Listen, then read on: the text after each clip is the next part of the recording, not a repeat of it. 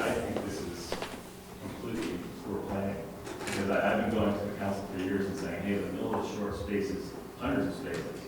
And now we're creating a really big hotel that already has an exception because it's considered an urban area. So I get the fact that the zone says 24 spaces, but to the gentleman's point, it's 97 room hotel, and this is not Boston. So there's gonna drive a lot of traffic during the day, and there's no accommodation for staff parking. So what's gonna happen is groups like the Asian Bistro, all these day spaces, it's gonna make a really big impact. We've been trying to get spaces for years at the potential risk of having to move our grocery out of the mill because we're squeezed on growth. You know, we have huge square footage empty in the mill. I've turned away numerous tenants in the mill, really prestigious, great tenants out of Burlington that wanted to locate in the mill. But we said, hey, we can't give you 40 parking spaces. Our growth is done if we do that in the mill. So to me, I just think it squeezes all of us. I think, how do you have a hotel this big without parking? And to be honest with you, that lot down the end of the CCB, I don't know how do you have a hotel without a permanent lifetime agreement for parking in that lot? It's either a parking lot or it's not. You can't be half pregnant. You get down the road 5 years and the city says we're going to sell that lot. Now where's the parking going? So I just think, to me, a lot of this you really have faith in, and I'm very concerned about it. It certainly hampers our ability to grow.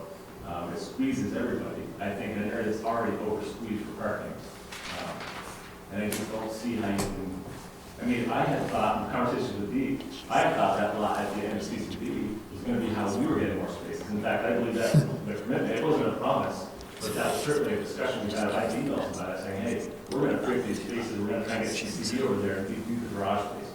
So this is, and this is the first I've heard any of this. The last I heard about this, people were parking over at the O'Brien Center. So I'm also highly concerned about the transparency of this whole situation. And the gentleman, I'm not sure if your comment about will basically define that service area at some point before the vote. To me, I don't even get that. So you're saying basically the public has no chance to review, there's no discussion here, we're going to sort of circulate it privately. I mean, just. Well, I understand you're opposed to the project, but I think that's the nature of things, that there will be supplemental communications that go to City Council. Those will be available to anybody, they're public records. And I explained to you why we did it that way. Remember, I mean, this is a site of a previously approved hotel. There has been a change in the guard on the City Council, we recognize that. But the city's own master plan called for a 200-room hotel in this location. So if it's not poor planning on the part of the applicant. These are the rules of the game as Winooski has advertised them, and that's why they made their investment. And I think you have a formal process for doing this, and we've been through the process and had our allocation.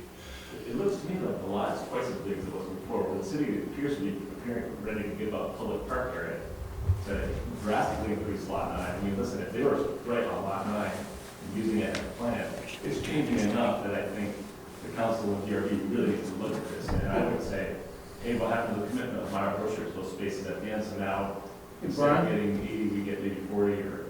Brian, if you want to take a look at the development agreement and the covenants for the Downtown Association, I think it'll really help you understand this. And I could appreciate an emotional response to the project, but there's an agreement in place with the city and the Downtown Association that we're both part of.